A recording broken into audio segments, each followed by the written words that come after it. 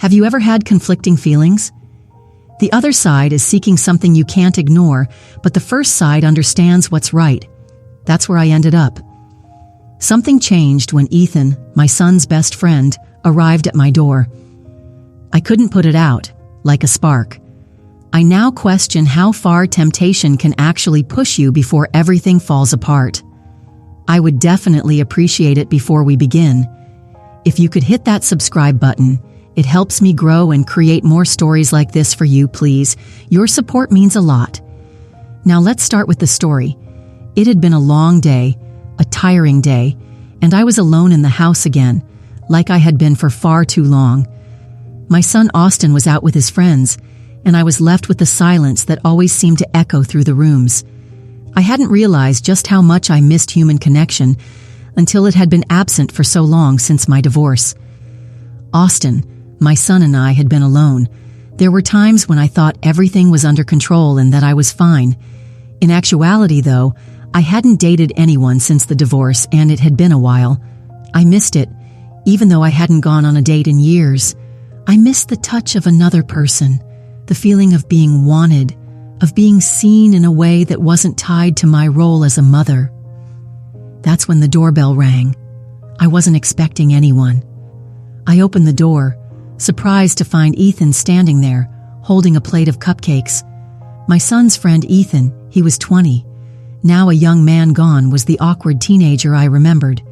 Instead, he was taller, stronger, and surprisingly handsome.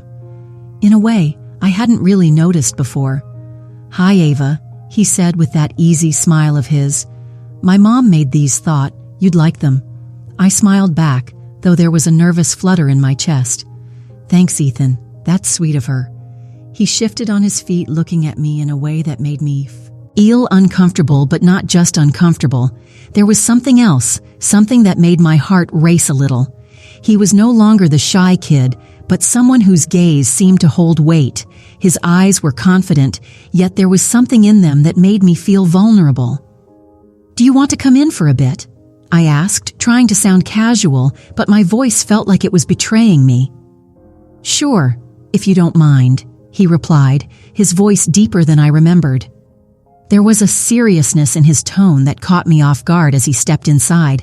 I couldn't help but notice how much his presence filled the room. It wasn't just his physical size. It was the way he moved, the confidence in his posture. There was something magnetic about him now, something I couldn't ignore. I had always seen him as Austin's friend, but now it was different, and I wasn't sure if I liked it or if I was terrified by it. I made us both tea, trying to distract myself from the way his eyes kept following me. The tension in the air was palpable, like something was waiting to be said, but neither of us knew how to break the silence. Every time I glanced up, I caught him watching me, really watching me. His gaze lingered just a little too long on my lips when I spoke, or on my hands when I moved them to adjust my cup. I tried to ignore it, but the heat of his attention made me feel alive, more alive than I had felt in a long time. We talked about nothing in particular at first, small talk that didn't matter, but with every word I felt the weight of his gaze, and it was impossible not to notice how he seemed to be studying me, noticing things about me that I wasn't used to having noticed. He wasn't the awkward kid anymore. He was a man, and there was something about him that drew me in. I tried not to think about it, tried to ignore the way my heart was racing, the way my breath was shallow when I looked up and met his eyes. But it was impossible. Every time I spoke, I could feel him listening to me in a way that was different than before. I didn't want to admit it, but I noticed how attractive he had become. His jawline strong and defined, the way his dark hair fell perfectly over his forehead, just a little messy in that effortless way. The way his broad shoulders filled out his shirt, making him look so masculine. And it wasn't just his physical appearance that had changed. It was something deeper, something magnetic. As we continued to talk, he leaned closer, his hand brushed against mine as he reached for his cup, the touch brief but electric. My heart stuttered, and for a moment I couldn't breathe. The air between us felt charged, heavy with something unspoken, something that neither of us had addressed, but that neither of us could deny anymore, you know? Ethan said quietly, his voice low and intense. "I've always thought you were beautiful, Ava, but lately there's something about you, something more." I felt my cheeks flush, my throat dry. "Ethan, please, you shouldn't," but he just smiled, that same knowing smile that made my heart beat faster. "I'm serious. You're different. Now you've always been beautiful, but now you're more than that. There's something about you that I can't stop thinking about." I swallowed hard, the words tumbling in my mind, but I couldn't speak them.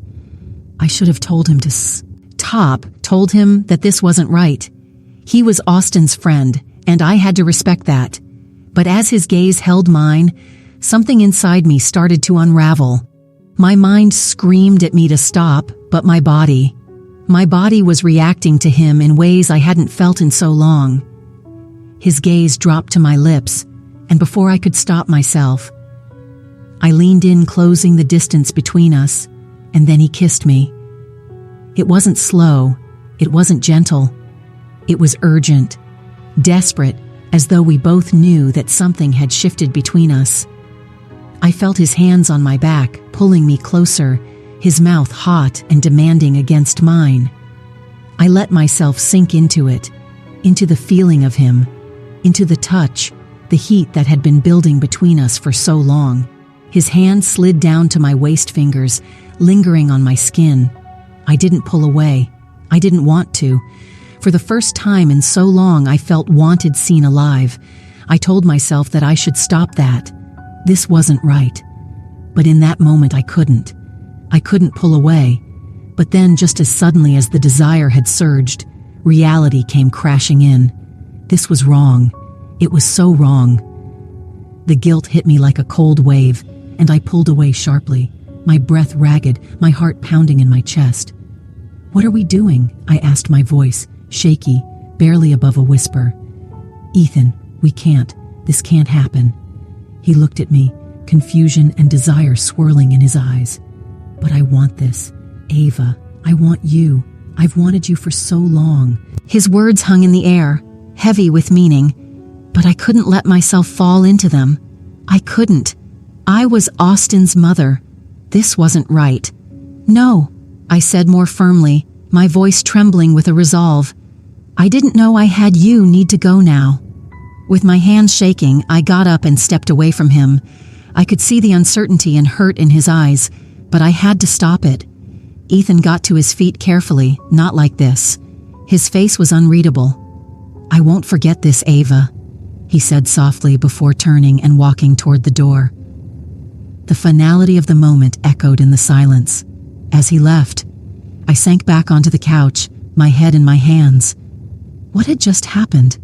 How close had I come to losing control, to doing something that could never be undone?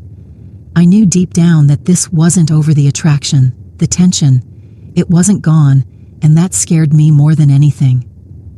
When desire takes over and lines get crossed, how do you find your way back? What happens when you're faced with choices that challenge everything you've built? Drop your thoughts below. Let's discuss the moments where temptation meets hesitation and the consequences that follow.